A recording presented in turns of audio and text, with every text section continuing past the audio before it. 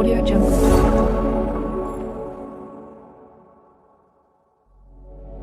Hi అండి, welcome to my channel చంద్ర చిలివేరు.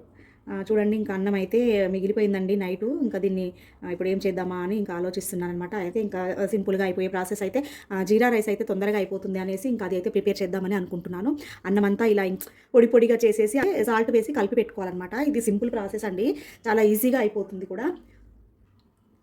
ఇంకా ఇదేంటంటే జీరా రైస్కి మనము జీలకర్ర అండ్ సాజీరా రెండు వేసుకోవాలన్నమాట సమపాలలో. ఇదొక స్పూన్, ఇదొక స్పూను, ఇంకా కొన్ని మిరియాలన్నమాట. ఇవి కొంచెం తాలింపులో వేసుకోవాలి. ఈ జీలకర్ర సాజీరా అయితే ఒక 10 మినిట్స్ వాటర్లో పెట్టుకోవాలి. నేను ఆల్రెడీ నానబెట్టి పెట్టేశాను. ఇంకా ఒక 10 అయితే తాలింపులోకి మిరియాలు తీసుకున్నాను.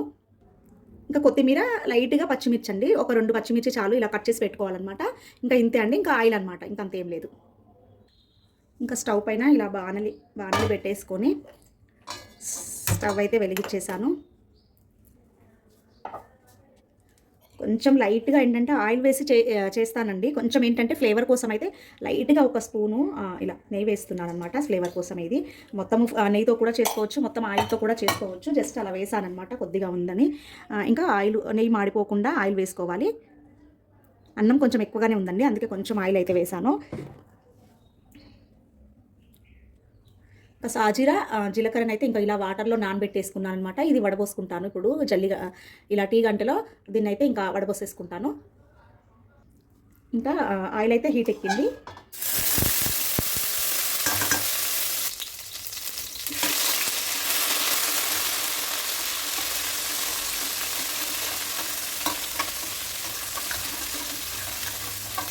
ఇలా జీలకర్ర సాజీరాని ఆయిల్లో వేసేసి కొంచెం ఇలా ఫ్రై చేసుకోవాలి. ఇప్పుడే ఇంకా కొంచెం ఏంటంటే మిరియాలు కూడా వేసుకోవచ్చు, లైట్గా వేసుకోవాలండి, మిరియాల ఫ్లేవర్ బాగుంటుంది.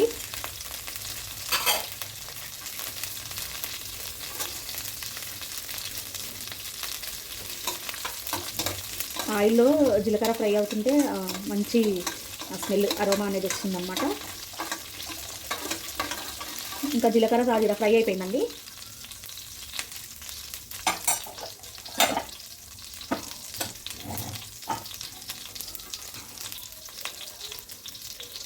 పచ్చిమిర్చి కట్ చేసి పెట్టుకున్న పచ్చిమిర్చి, ఇంకా కొంచెం కరివేపాకండి, ఇష్టం అండి, ఇది వేసుకుంటే వేసుకోండి, లేకుంటే లేదు.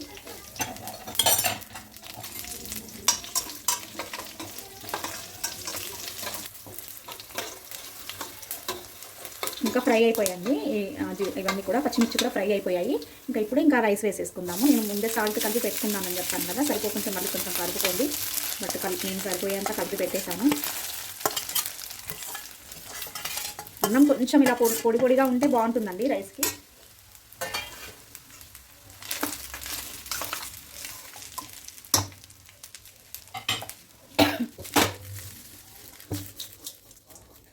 ఇలా కలిపేస్తే తొందరగా అయిపోతుంది కదా, వాళ్ళు పెద్దగానే ఉంది కదా, ఇంకా గంటతోటి అంటే చాలా లేట్ అవుతుంది స్పూన్తో కలపాలి అంటే అని చెప్పేసి ఇంకా ఇలా అయితే కలిపేశాను.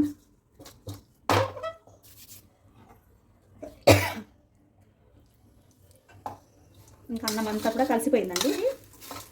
కొంచెము ఇంకా అన్నం అయితే అంటే నైట్ ఏదైనా ఇంకా మనం ఏంటంటే వేడన్నం చేసుకున్నా కూడా అన్నం అంతా కూడా చల్లగా అయిపోయాకనే చేసుకోవాల్సి వస్తుంది అనమాట. మళ్ళీ కొంచెం హీట్ అనేది చేయాలి ఇప్పుడు ఆ రైస్ని. మనము వేడన్నంతో చేసుకున్నా, బాస్మతి రైస్తో చేసుకున్నా, వేడన్నంతో చేసుకున్నా పూర్తిగా అన్నం చల్లగైన తర్వాతనే ఈ రైస్ అయితే ప్రిపేర్ చేసుకోవాలి. మళ్ళీ ఏంటంటే ఈ స్టేజ్లో మళ్ళీ రైస్ని అనేది కొంచెం లైట్గా హీట్ అయ్యేలాగా ఫ్రై చేసుకుంటే సరిపోతుంది అనమాట. ఎప్పుడైనా కూడా వేడిగా అన్నం అండి అట్లా వెంటనే చేసేయొద్దు అనమాట. వేడి అన్నాన్ని వేడన్నమైనా ఇంకా ఏదైనా కూడా అన్నం చల్లారిన తర్వాతనే ఇలా రైస్ అయితే చేసుకోవాలి. ఎందుకంటే ఇంకా ఇలా పొల్లుగా మంచిగా వస్తుంది అనమాట. ఇట్లా నెయ్యితోనైనా చేసుకోవచ్చు, ఆయిల్తోనైనా చేసుకోవచ్చు అండి, లేదా నెయ్యి కొంచెం ఒక స్పూన్ అది, ఒక స్పూన్ ఇది అయినా కూడా వేసుకోవచ్చు అనమాట. ఫ్లేవర్ అనేది బాగుంటుంది. అయిపోయిందండి ఇది. ఇంకా లాస్ట్లో కొత్తిమీర అయిపోయింది. ఇంకా కొత్తిమీరతోటి ఇలా కొంచెం లాస్ట్లో ఫైనల్గా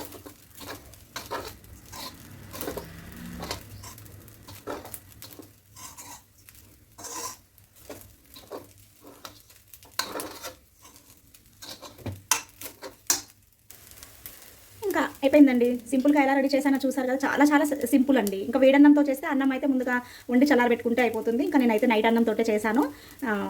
ఇంతే అండి, సింపుల్ ప్రాసెస్ అయిపోయింది. స్టవ్ అయితే కట్టేసాను, ఇంకా అయిపోయింది. ఇలా ఇప్పుడు వేడన్నంతో చేసి ఇంకా పిల్లలకి లంచ్ బాక్స్లో కానీ లంచ్ బాక్స్లలో పిల్లలైనా పెద్దలైనా ఎవరైనా సరే లంచ్ బాక్స్లలో కూడా తీసుకొని వెళ్ళొచ్చు. ఎంత సింపుల్ ప్రాసెస్ అవుతుందంటే అంత సింపుల్ ప్రాసెస్ అవుతుంది. వేడన్నం ఇప్పుడు లంచ్ బాక్స్లో ఏం కర్రీ లేదనుకోండి, అన్నం ఒకటి వండేసుకొని ఇంకా ఇలా ప్రిపేర్ చేసుకొని వెళ్తే కూడా ఒక పూట లంచ్ బాక్స్ అనేది రెసిపీ అనేది వస్తుంది. పిల్లలకు కూడా చాలా బాగుంటుంది. అందులో జీలకర్ర అనేది ఇంకా హెల్దీనే కాబట్టి చాలా బాగుంటుంది, చేసేసుకోవచ్చు అనమాట. ఇది చాలా సింపుల్ ప్రాసెస్. ఇప్పుడు ఇదైతే ఒక బౌల్లోకి తీసుకుందాము.